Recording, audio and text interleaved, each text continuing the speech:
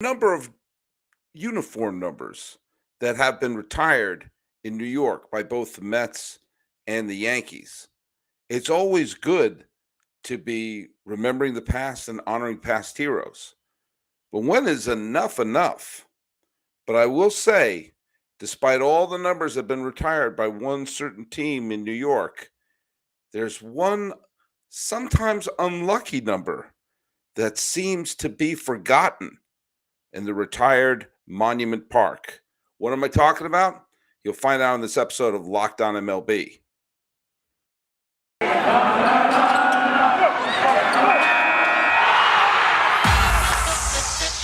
You are Locked On MLB, your daily MLB podcast. Part of the Locked On Podcast Network, your team every day. Hello, baseball fans. Welcome to Locked On MLB, part of the Locked On Podcast Network, where it's your team every day. This is the daily podcast where we talk about all of Major League Baseball. I am your host, Paul Francis Sullivan. We're going live today. We're doing it in a live stream version, which means I got to find my lower third, which is right there. You can follow us at Locked On MLB Pods on both Twitter and on Instagram. I'm your pal Sully. I'm at Sully Baseball on Twitter, Sully Baseball Podcast on Instagram. And hey, for those of you who are fans of Locked On Yankees, hosted by the wonderful Stacey Gotsulias, who is a touch ill right now, get well soon, Stacey. The Locked On Podcast Network needs you. Check out Locked On Yankees at Locked On Yankees on Twitter, and check out Stacey Gotsulias at Stace Gots on Instagram. Stacey and I have been podcasting for a long time, and we both appeared on HBO Sports. Yankee fans will probably love certainly be moved by the documentary, which was 9 innings from ground zero, which Stacey appears in. I thought it was amazing. I appear in a couple of Red Sox themed HBO Sports documentaries, which may not be in heavy rotation amongst Yankee fans. Curse the Bambino, reverse the Curse the Bambino, but I digress. Hey, if anyone who's followed this podcast, Locked On MLB, or my old show, which was called Sully Baseball Daily, you know that I believe that one of the great appeals of baseball is the fact that in some ways it creates an illusion of timelessness, that the past, present, and future are always there, and they always hang over the team. Hell, you can't have a conversation even about breakfast with a Yankee fan without bringing up 27 championships. And the fact of the matter is that's celebrating the past and understanding that there is a certain, for the lack of a better word, pressure for the great players who are currently with the Yankees or any great player who comes through the Bronx to try to add themselves to that list of champions who are beloved amongst Yankee fans over the years. And the same thing goes with all teams. You know, the teams that have a rich history, the Giants do a wonderful job celebrating their history, not just the history in San Francisco, as they've retired many, many numbers. Obviously the Juan Marichals and the Orlando Cepedas and the Willie McCoveys and the Gaylord Perrys of the world who starred in San Francisco. Also the Barry Bonds of the world who basically saved the franchise. Say what you want about Barry Bonds, that's what he did. And people who are huge fan favorites, like Will Clark recently, not a Hall of Famer, but certainly someone who electrified the fan base. And eventually the likes of Bruce Bochy and Buster Posey and Madison Bumgarner will find their way up there. But they also honor the members of the New York Giants. You know, Monty Irvin's number is retired there. They honor John McGraw and Christy Mathewson and Mel Ott and Bill Terry. And obviously there is a gigantic celebration of Willie Mays in San Francisco. Hell, if you want to write a letter to the San Francisco Giants, the address for the Oracle Park is 24 Willie Mays Plaza, named after, well, arguably the greatest baseball player of all time. There's a gigantic statue of Willie Mays that you can't miss when you walk into the main entrance there. Now, this past weekend, the Mets retired Willie Mays' number. Now, I talked about this on the Monday episode of Locked On MLB, and on Monday I co-host the show with Miller Thomas of the Locked On Diamondbacks podcast, and we had a little bit of a disagreement. He didn't think that the Mets should have retired Willie Mays' number because his numbers with the Mets were not great. I mean, he was playing out the string. I said it had more to do with his numbers. First of all, when Willie Mays was acquired by the Mets in May of 1972, and he hit a home run to beat the Giants on May 14, 1972, his first game with the Mets, and also the day I was born. When he was acquired by the Mets in 1972, the owner of the Mets was Joan Payson, and she promised him that he would be the last player ever to wear number 24 for the Mets. And it was kind of a de facto uniform retiring that was promised for Willie Mays. Well, she passed away, and that promise was not kept. And many other Mets players, including Robinson Cano, have worn number 24 as a member of the Mets. I believe Ricky Henderson also wore 24 with the Mets. I could be mistaken about that. Well, retiring his number does two things. First of all, I'm a big believer in we should celebrate people while they're still alive. Willie Mays is not going to be around much longer. Willie Mays is not a young man.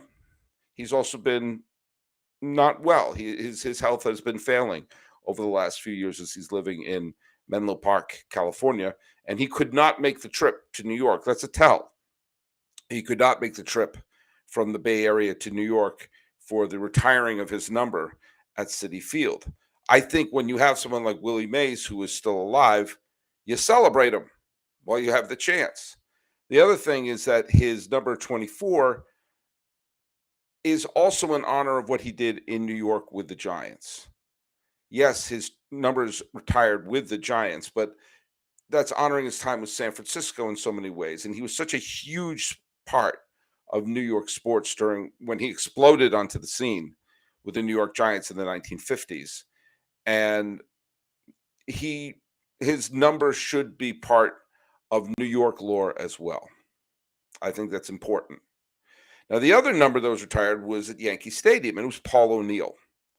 Now, Paul O'Neill is a very important figure in Yankee history. This is coming from someone who is not a Yankee fan by any stretch of the imagination, but I acknowledge the greatness.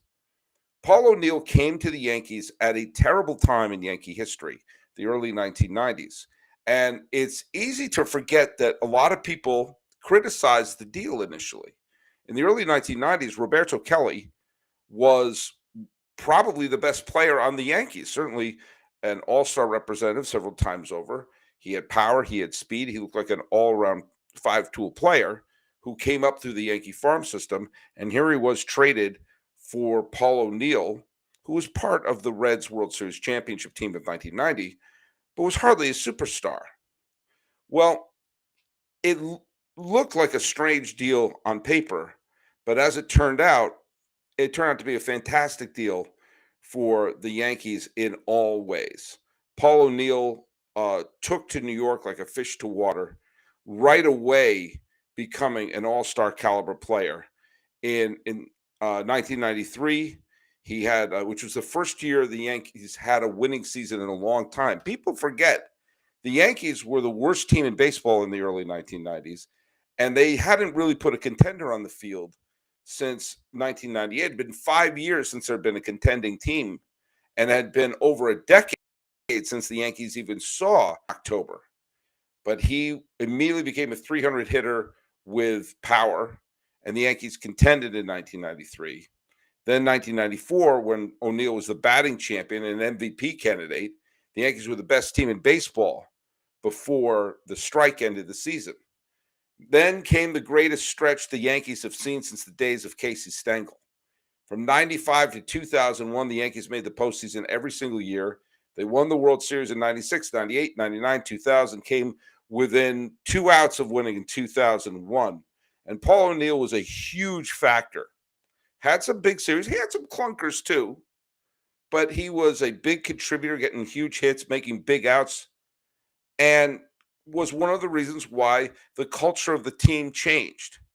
You could really point to 3 players who arrived at Yankee Stadium in 1993 who kind of changed the attitude of the team and suddenly turned them into a championship caliber club.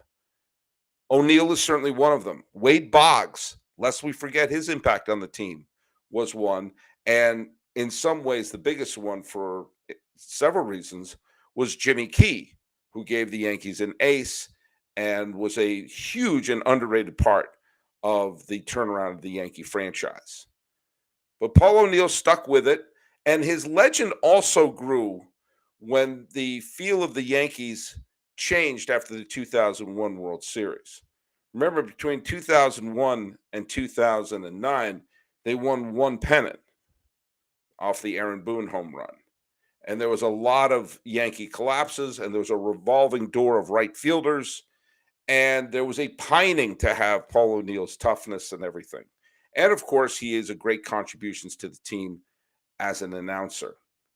Now, I have no problem with retiring Paul O'Neill's number in a vacuum, as for all the reasons that I just said, and all the reasons that the Yankees basically, you could point to the turnaround of the franchise with his arrival and Key and Boggs. When you start to look at all the numbers that are retired, 1, 2, 3, 4, 5, 6, 7, 8 twice, 9, 10, 15, 16, 20, 21, 23, 32, 37, 42, 44, 46, 49, 51. It is going to get to the point where you're going to have maybe a triple digit or maybe quietly unretire a few numbers. There's going to be a lot of players wearing number 60 or number 70. Hell, Aaron Judge just cut to the chase and went to number 99. Watch that one get retired too. Now, there used to be a kind of a unofficial understanding about Monument Park in Yankee Stadium. There were going to be monuments to many of the great Yankees, many of the beloved Yankees, but the super elite Yankees were going to have their numbers retired. And then kind of like the next step up above that would get a monument. As there are monuments to Miller Huggins, Lou Gehrig, Babe Ruth. I believe Joe DiMaggio and Mickey Mantle have monuments. I can't understand why Yogi Berra wouldn't. But there was a sense of there are a lot of people who have monuments, plaques out in that outfield that don't have their numbers retired. It's kind of like the different levels of Yankee greatness. So you would see someone like a Lefty Gomez or Catfish Hunter or Rich Gossage or a Mel Stottlemyre or Willie Randolph get their monuments there, but not their number retired. But over the last few years, they've been really, really handing out the retired numbers like crazy. And the retired numbers should have certain representation of the great eras of Yankeedom. The 20s, you have Ruth and Gehrig. Gehrig bled over to the 30s, which also had Bill Dickey and Joe DiMaggio, which bled over to the 40s, which led to Yogi Berra, and the great run in the 50s, which included Mickey Mantle, Billy Martin, Phil Rizzuto, and Whitey Ford, which bled over to the 60s with Roger Maris. The 70s are represented with Thurman Munson and Reggie Jackson and Ron Guidry. The terrible 80s are represented by Don Mattingly. And then you have the great run with Joe Torre, which includes Jeter, Torre, who else? O'Neill, Posada, Rivera, Pettit, Bernie Williams.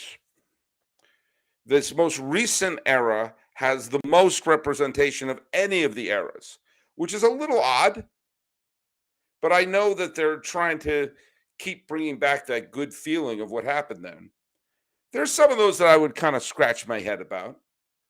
Roger Maris, I understand why he's there. He really had 2 great seasons with the Yankees, but he didn't start with the Yankees. He didn't end with the Yankees. He only played a few years there. Posada, I think, is a stretch. Pettit might be a stretch, although I understand it. Like, there's no one you can point to as like completely egregious. It's just we're starting to run out of numbers there.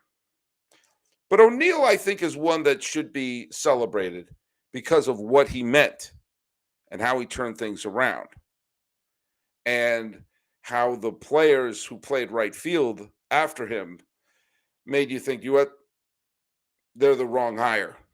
they are the wrong hire to fill this spot that was once owned by Paul O'Neill.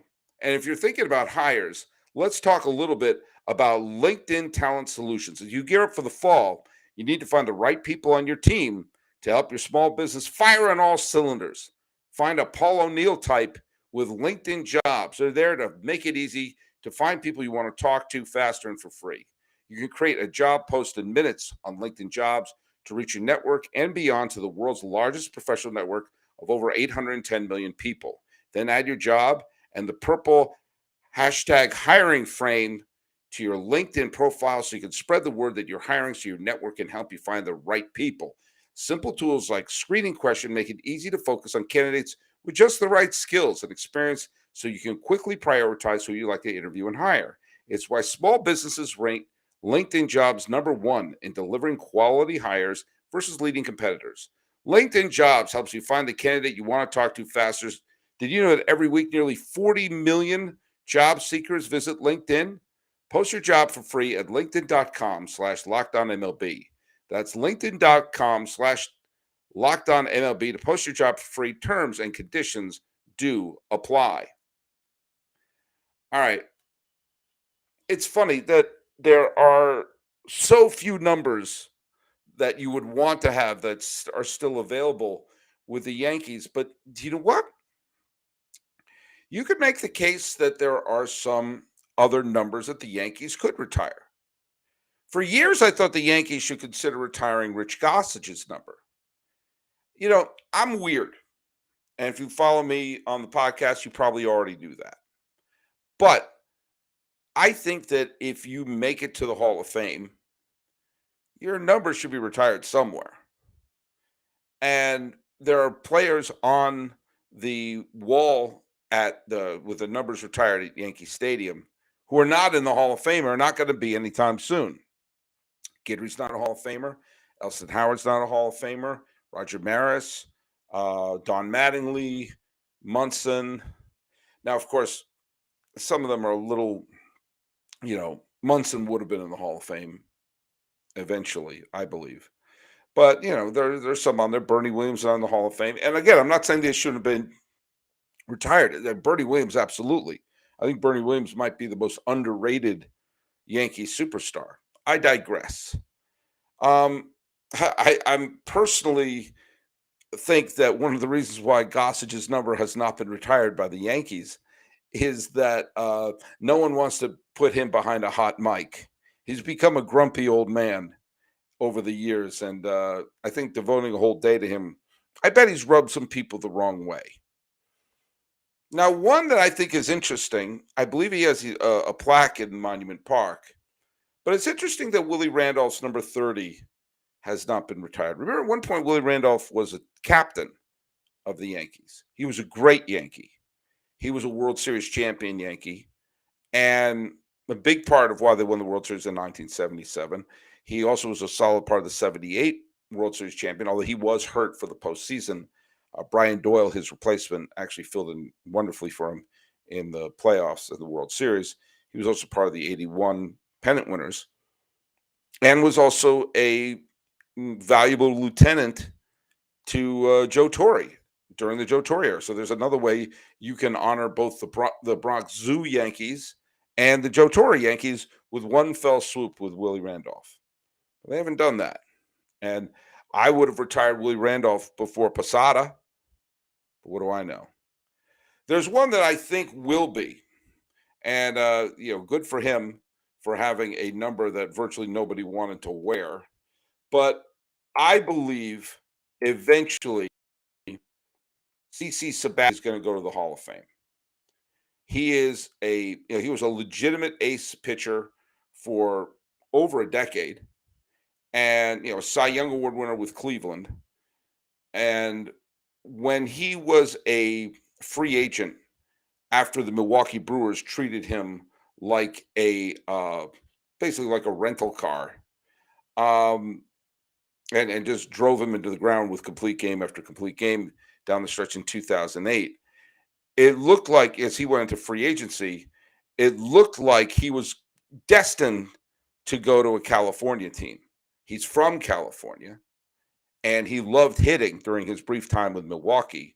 So he looked like it was a can't miss slam dunk that he was going to go to a West Coast National League team. And there just happened to be a team after the 2008 season that went all the way to the NLCS, was a big market team, and had a Hall of Fame manager and had a perfect slot for him. And that was the LA Dodgers. But here's where alternate universes kick in. The Dodgers were run by the McCourts. And by the mean run, I mean into the ground. Remember, there's a team that had to file for bankruptcy. The Dodgers. The McCourts so mismanaged the team and avoided making some of the big free agent signings that could have put them over the hump. CC Sabathia was tailor-made to be inserted into the Dodger rotation. Imagine Sabathia alongside a young Clayton Kershaw with a team that was already making it to the NLCS, but allowed to make the big move. And the Yankees signed him. And there were a lot of people who rolled their eyes thinking Sabathia is not going to fit in New York. Sabathia is not going to fit in New York. And I'll say it. The signing of CC Sabathia was one of the best free agent signings the Yankees ever made. He fit like a glove. He wasn't just a good pitcher. He was a great Yankee. He fit into the community. He loved being a New York Yankee and turned things around. Remember, he was the ALCS MVP in 2009. They don't get to the World Series in 2009 without a huge ace like CC Sabathia. Not just huge in terms of his size, but huge in terms of his heart. He was a great Yankee. Absolutely a great Yankee. And a great Yankee player for a long time. And someone who showed great character. Loved participating in New York, loved participating in the community. When he dealt with his alcoholism, he did so in a way that didn't avoid stating some unpleasant truth, which sometimes when you have a high-profile athlete like that, admitting certain things in their life and showing that not everything is wine and roses, that's a huge thing as well. He remained an ace pitcher for a bunch of years, and the history of the Yankees having that 2009 World Series title in there, remove that, and there's a big, big spiral in this franchise. Sabathia was one of the best free agent signings of all time. And when you look at his years with the Yankees and couple him with his Cy Young Award season and several of the years where he was a Cy Young contender in Cleveland and his cameo in Milwaukee, I believe he's a Hall of Famer. I would vote for CC Sabathia in the Hall of Fame. And I'm going to go out on a limb here and say number 52 will be retired. And it should be. He was a great Yankee. They won that 2009 championship in part because of him. And he did everything asked of him with a high-profile, big-budget contract. And do you know what? In this day and age of people skedaddling, he wound up playing 11 years with the Yankees. He played a decade with the Yankees. And so I think eventually he'll be in there. But there's someone who may not get to the Hall of Fame for other reasons, needs to have their number retired. It's an unlucky number, but it's one that, well, let's face it, someone who deserves in every way, shape, or form. Because, say it with me, he was one of the great Yankees of all time. Earlier this year, Joey was a bust with the Yankees. No, I'm not saying to retire Joey. He was a bust. It didn't work out. There have been many instances with players who have been solid on other teams, arrive in New York, and it doesn't quite work out. There's a bunch of players. Heck, Randy Johnson in the Hall of Fame, one of the great pitchers I've ever seen in my life. Didn't quite work out with the Yankees. It happens. Happened with Joey Gallo. But he wore number 13. Now, number 13 was worn by one Alex Rodriguez. Perhaps you're aware of Alex Emmanuel Rodriguez. He's born in New York and arrived in New York after the 2003 World Series, Maybe you remember him. How would you describe Alex Rodriguez? What adjectives and descriptors would you use for him? I can tell you what you should be saying, especially if you're a Yankee fan. He's the greatest third baseman in Yankee history. Don't give me Greg Nettles. Don't give me anybody who played alongside Ruth or DiMaggio. The Yankees have had some good third basemen. I mentioned Wade Boggs earlier. But no, it's not even close. A-Rod is the greatest third baseman in the history of the Yankees. Now, if you just want to talk numbers or wondering, was he a true Yankee, which I never understood that. He played a dozen seasons with the Yankees, okay? I think that's enough. I think that's enough time to be considered a true Yankee. I'm not huge in WAR. I understand it, but, I don't look at it as the end-all, be-all. But he is in the top 12 of Yankee history, a history that has, I don't know, a couple of good players in their time. So to be in the discussion of the top dozen players in the history of the franchise, and that's just including his years with the Yankees, then yeah, I'm going to go out on a limb and say he wasn't bad. I'm going to say he wasn't bad. If you just take a look at some of the Yankee career. Now I'm not talking about his whole career. If you like WAR for position players, he's in the top 10. If you like offensive WAR just for his Yankee years, he's in the top 8. If you want to look at slugging percentage career, he's in the top 7. On base, the top 8. Now, here's the other thing. I want to point this out. In terms of home runs, he finished with 351 with the Yankees. He nearly hit 700 for his career. Here are the only Yankees to hit more home runs as a Yankee than Alex Rodriguez. Yogi Berra, Joe DiMaggio, Lou Gehrig, Mickey Mantle, Babe Ruth. Those are the only 5 players in Yankee history to have out-homered Alex Rodriguez. You're going up and down the history of the Yankees, runs created, adjusted batting runs, all sorts of metrics, adjusted batting wins. You'll see A-Rod's name come up over and over and over again. There's another thing he did. Now, you can point to the times that Alex Rodriguez failed in the postseason, and he did have some clunkers in his postseason time with the Yankees. That is true. He was terrible in the 2005 division series. He was terrible the final games of the 04 ALCS. He was unwatchable in the 06 playoffs, where he was eventually benched against Detroit. He whiffed and whiffed and whiffed in the 2007 playoffs. And all those years, those first bunch of years with the Yankees, where they kept failing in the postseason, and he was the big face of the team. I will say this. The Yankees don't make the postseason in 2005 or 2007 without A-Rod. Remember those years where he was the MVP? They would have missed the playoffs altogether without him. I'll also say this. In 2004, he carried the Yankees past the Twins in the division series. They were on the verge of falling behind 2-0 to Minnesota in 2004.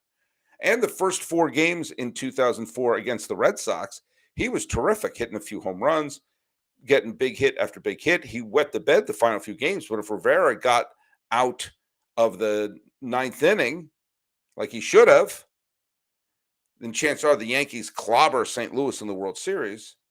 A-Rod would have been a champion his first year with the Yankees. They'd be treating him like Reggie Jackson or CC Sabathia. Here's the other thing. A-Rod was the offensive hero in 2009. Yes, I know Matsui was the World Series MVP. Yes, I know Sabathia won the ALCS MVP. His numbers, the huge home runs that he hit, game-tying home runs in the first 2 rounds of the playoffs, OPS of 1,000 in the first round, batting .429 with an OPS of 1.519, a 973 OPS in the World Series. They don't win that World Series without his bat. He was dynamic, and yet he never seemed to get the credit for that. Partly because in the postseasons after that, against Texas and Detroit, and Detroit again, and against Houston, he kind of flailed and was awful, and they started blaming him again. I remember when they won the World Series in 2009, and I'm hardly an A-Rod fan. I remember thinking this was his John Elway moment. You can't say anything bad about him anymore. Well, apparently people did. It made no sense to me. Statistically, he's the greatest third baseman in the history of the Yankees, winning multiple MVPs and carrying him to a World Series title. And they handed his number to Joey Gallo? Is there any talk of retiring his number? You want to compare him to Posada?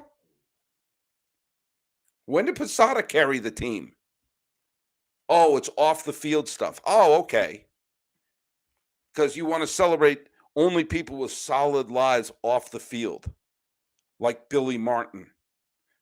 I'm a huge fan of Billy Martin. He's one of the most fascinating figures in the history of baseball, but a role model he was not.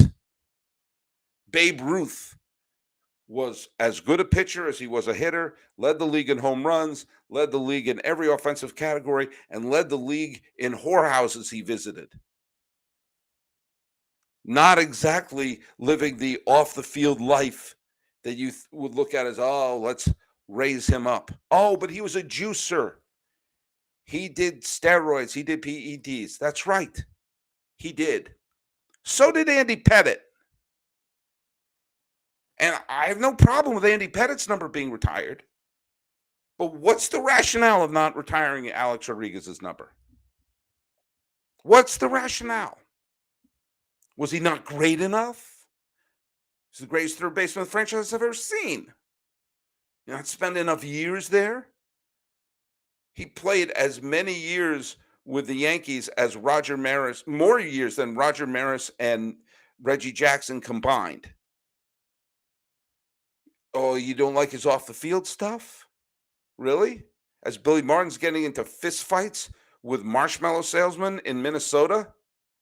That sounds like a weird Mad Lib, but that actually happened. He didn't win enough? What, like Don Mattingly? So, look,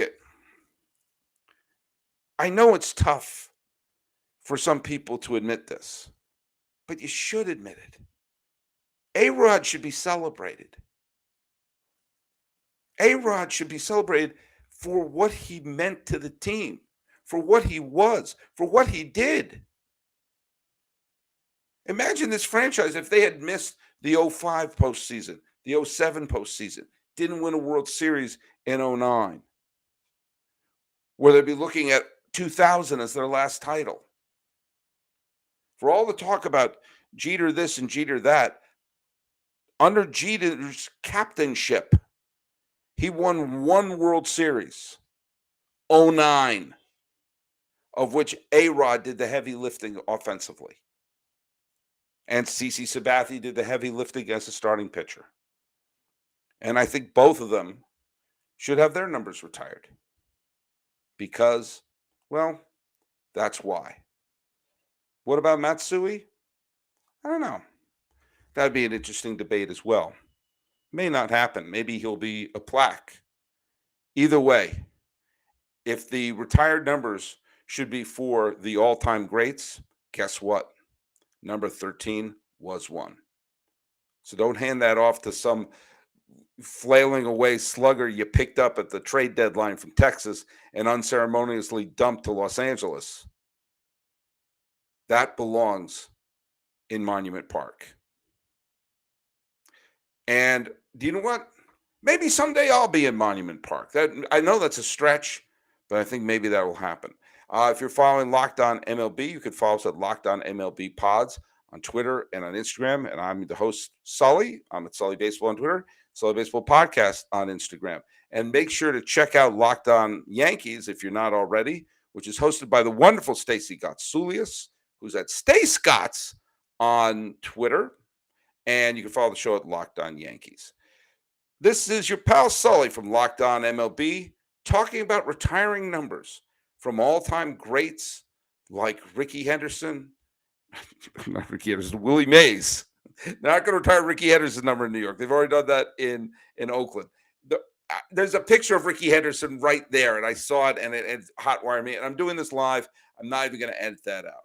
Greats like Willie Mays, beloved players like Paul O'Neill, and maybe not beloved, but actual great players like Alex Rodriguez. I'm your host, Paul Francis Sullivan. Please call me Sully.